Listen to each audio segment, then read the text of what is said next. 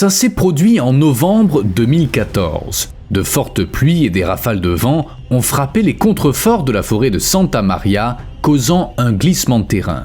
Des rochers, dont certains pesaient 50 kg, ont dévalé la montagne et franchi une clôture de 2 mètres posée 10 ans plus tôt, précisément dans le but d'empêcher ça. Elle avait fait l'affaire jusque-là, mais pas cette fois.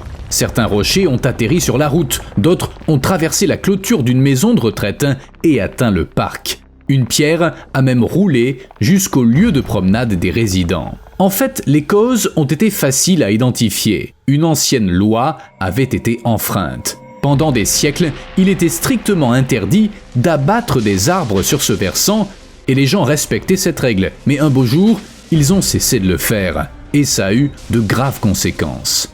Ce n'était qu'un événement alarmant parmi des centaines et heureusement, personne n'a été blessé. Mais des glissements de terrain se produisent partout en Italie, tout le temps. Je me sers un café et je vous dis tout.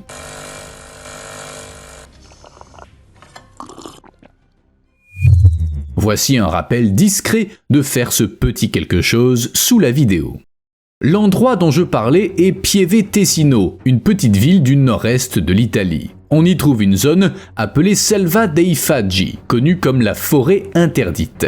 C'est ainsi que les ancêtres des habitants actuels l'appelaient, car ils croyaient que cette forêt était très importante. Personne n'avait le droit d'y toucher. Pendant des années, des siècles même, cette forêt a servi, et elle sert encore, de barrière contre la montagne dont les falaises dominent la ville.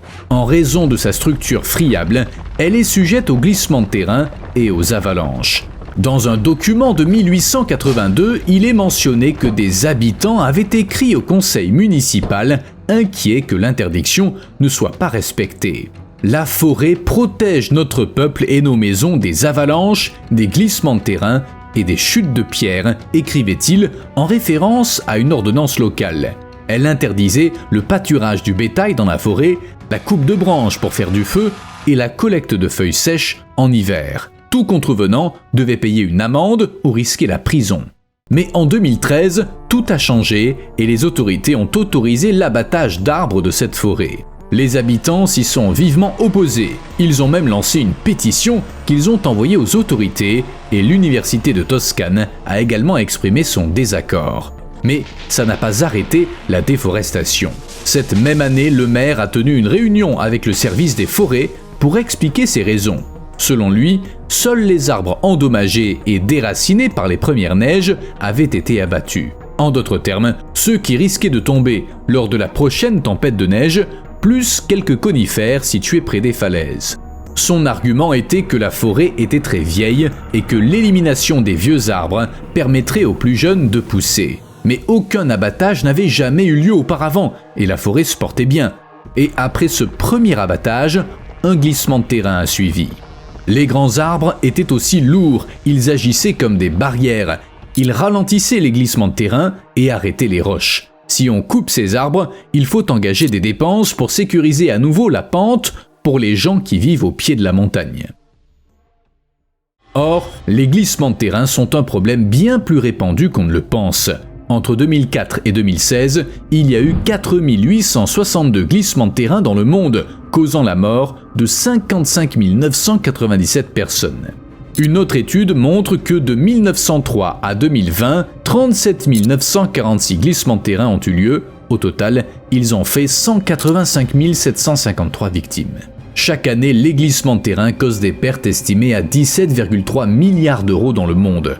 En Europe, entre 1995 et 2014, 1370 décès et 784 blessures ont été signalés à la suite de 476 événements mortels.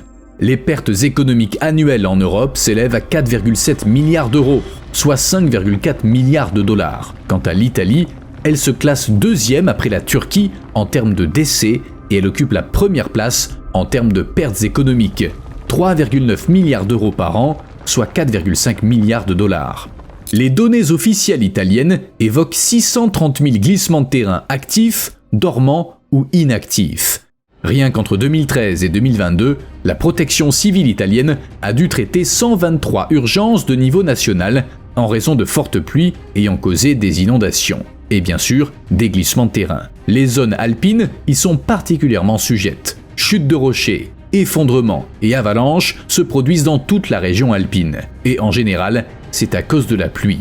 Comme tous les pays méditerranéens, l'Italie a une géologie et une structure géomorphologique qui la rendent vulnérable aux catastrophes naturelles. Séismes, feux de forêt, inondations et glissements de terrain. Selon l'indice mondial des risques de 2023, l'Italie se classe 52e parmi les pays les plus vulnérables. 93,9% des municipalités sont constamment menacées. Au total, 1,3 million d'habitants sont exposés à des glissements de terrain. Naturellement, il faut bien que ces gens vivent quelque part, ce qui nous amène à une autre statistique. Sur 14,5 millions de bâtiments, 565 000 sont situés dans des zones à risque élevé ou très élevé de glissement de terrain. La cerise sur le gâteau, c'est que ce problème affecte l'Italie depuis toujours. Il existe une base de données des glissements de terrain et les premiers répertoriés remontent à 1279, au XIIIe siècle. Ainsi, l'analyse de ces données a montré que plus de 10 000 personnes sont mortes lors de 840 glissements de terrain entre 1279 et 1999. Ils se produisaient surtout dans les régions alpines du nord de l'Italie et en Campanie dans le sud du pays. Le plus souvent, les événements meurtriers avaient lieu en automne, sans doute à cause de la pluie qui déclenche les glissements de terrain. Par exemple, le 25 novembre 2022, une tempête nocturne a frappé l'île d'Ischia au large de Naples. À l'aube, la pluie a causé un glissement de terrain qui a touché la ville de Casamicciola Terme. Une quantité énorme de boue et de débris arrachés de la montagne s'est abattue sur les maisons de la rue Celario, poursuivant son chemin à travers la place Maio, la place Bani et la rue Piemonte della Misericordia. En chemin, le glissement de terrain a endommagé des bâtiments, des routes et des voitures, entre autres. Une fois les choses calmées, 40 policiers et 70 pompiers de la province de Naples se sont rendus sur l'île pour rechercher les disparus et secourir les survivants. Au début, ils travaillaient à la main ou avec des pelles car il était difficile de faire venir des engins. L'électricité a été coupée dans toute la région et 30 familles sont restées piégées dans leurs maisons. En conséquence, 230 personnes ont été évacuées, 12 sont mortes. Cependant, cette catastrophe n'était pas inédite pour l'île. Les causes étaient connues depuis des dizaines d'années, mais personne n'avait jamais essayé d'y remédier. L'île d'Ischia a connu plus de 100 ans de glissements de terrain, de flots de boue et de décès. Les tragédies se répètent et des gens meurent. En 2022, un flot de boue et de débris s'est abattu sur les habitants, emportant des maisons et transportant des familles entières du mont Epomeo jusqu'à la mer. En 2015, ça s'est produit à Barano, l'une des 6 municipalités de l'île. Après plusieurs jours de pluie, Giuseppe Ialonardo est sorti constater les dégâts, mais près de la plage de Maronti, la plus belle de l'île, il a été emporté d'une falaise par un glissement de terrain et il est mort. En 2009, il y a également eu un glissement de terrain. Et en avril 2006 aussi, un versant du mont Vezzi s'est effondré et un flot d'eau et de terre est venu s'écraser sur la vallée. Avec de terribles conséquences. Une famille entière a péri, un père et ses 3 filles. 400 personnes ont été évacuées et 9 ont été blessées. En 2003, 2 jeunes filles circulaient en scooter lorsqu'elles ont été prises dans un torrent de boue. Heureusement, elles n'ont été que blessées. En mars 1987, un ouvrier est mort. Il travaillait dans un restaurant à Casamicciola lorsque le bâtiment a été enseveli sous la boue et les débris. Enfin, en octobre 1910, après des jours de pluie, d'énormes rochers ont dévasté Casamicciola. Même à l'époque, il y a plus de 100 ans, les gens déploraient déjà le manque de structures hydrauliques, le drainage insuffisant et la déforestation excessive. De 2018 à 2021, il y a eu 72 glissements de terrain sur l'île et depuis 1910, plus de 30 personnes sont mortes. Mais ces victimes et ces dégâts auraient pu être évités, ou du moins limités, si on avait planté des arbres sur ces collines, ou si on n'avait pas abattu les arbres existants. L'abattage bat son plein en Italie. En 2024, le pays a perdu 26 100 hectares de forêt. Entre 2001 et 2024, ce chiffre a atteint 522 000 hectares, soit une perte de 5,6% de la couverture forestière. C'est pas beaucoup, c'est énorme. Et les problèmes causés par la déforestation deviennent de plus en plus critiques, car elle affecte la biodiversité, le changement climatique et l'érosion à travers tout le pays. Le nombre de glissements de terrain est directement lié à la déforestation. Bien sûr, on ne détruit pas les forêts pour le plaisir. C'est à cause de l'expansion des villes, du développement agricole et des incendies.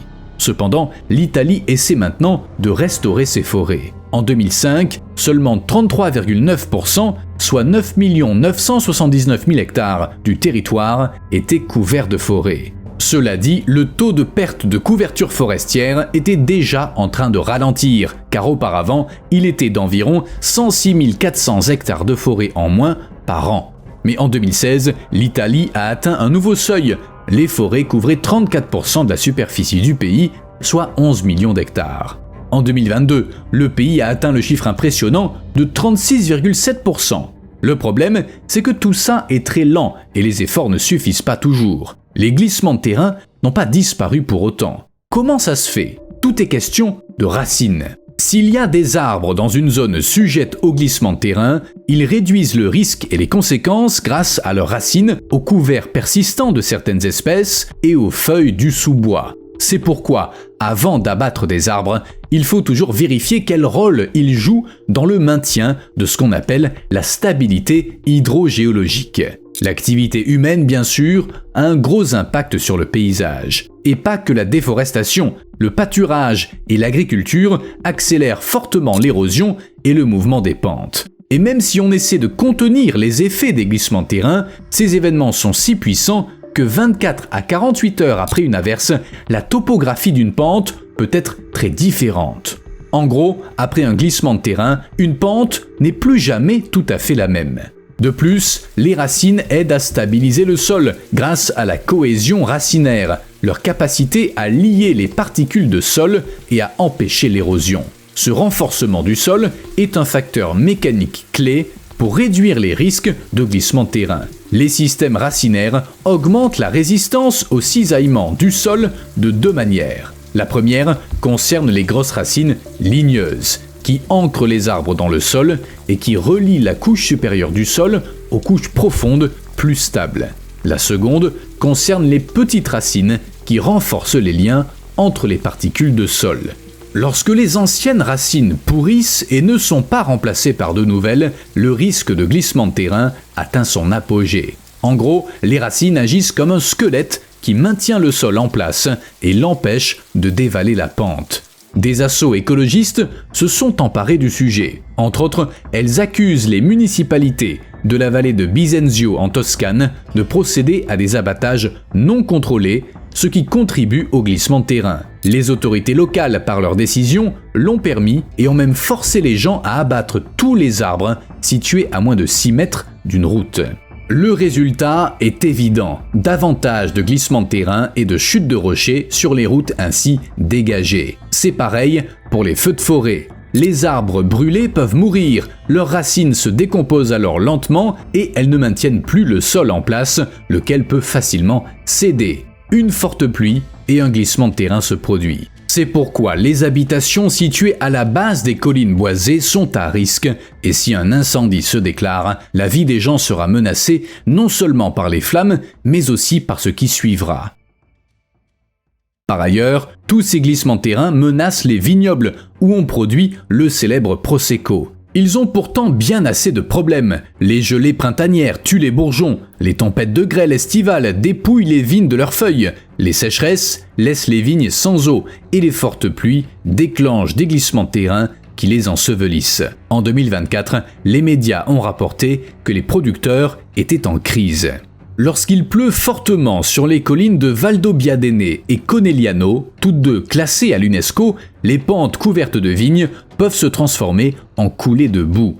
Et en cas de sécheresse, la moindre goutte d'eau qui frappe les pentes desséchées les dévale sans s'arrêter. La raison est, vous l'avez deviné, le changement climatique qui affecte les vignerons du monde entier. Une étude de la revue Nature a montré que d'ici la fin du siècle, 90% des régions viticoles pourraient disparaître des zones côtières et de basse altitude d'Espagne, d'Italie, de Grèce et du sud de la Californie. Certains vignerons adaptent leur façon de travailler. Des filets noirs recouvrent désormais les terrasses vertes de Valdobbiadene, protégeant les raisins de la grêle. Certains producteurs, adoptant une voie plus expérimentale, utilisent des sortes de canons. Ils ensemencent les nuages pour empêcher la formation de grêle. D'autres optent pour des solutions naturelles comme des figuiers qui fournissent de l'ombre et rafraîchissent les raisins. Mais le plus important est de planter des arbres. Ils stimulent la biodiversité, ils protègent les plantes du vent et ils maintiennent le sol en place pendant les fortes pluies. Après tout, on trouvait autrefois des arbres dans les vignobles, et c'était pas pour décorer. Cette ancienne mais efficace tradition revient à la mode via différents projets et initiatives dans de nombreuses régions. D'ailleurs, les inondations dont souffre l'Italie, elles aussi, sont le résultat de l'abattage d'arbres, mais de ceux qui poussaient dans les plaines inondables ou le long des rivières. Ces arbres sont très utiles, surtout les grands, car leurs racines maintiennent les berges et ralentissent l'eau. Un détail d'importance lorsqu'une rivière déborde et qu'il n'y a rien pour ralentir ou filtrer l'eau. Certains comparent ça à une voiture lancée à toute allure sur une route sinueuse. Évidemment, tôt ou tard, elle fera une sortie de route. C'est pareil avec une rivière pendant une inondation. La solution est donc de laisser une bande végétalisée le long de la rivière sur 100 mètres de chaque côté. Malheureusement, loin de planter des forêts dans les plaines inondables, on continue à ériger des maisons, villas et autres bâtiments et d'imperméabiliser le sol. Traduction, l'eau ne s'infiltre plus et elle se répand partout lorsqu'il y en a trop. Les statistiques montrent qu'en Italie, 19 hectares supplémentaires sont pavés chaque jour. Entre 2006 et 2021, le pays a perdu 1153 km² de terre naturelle ou semi-naturelle, soit 77 km² par an en raison de l'étalement urbain et du développement associé. Bref, l'eau ne s'infiltre plus et les inondations s'aggravent, comme si les glissements de terrain ne suffisaient pas. Vous me devez un like. À plus.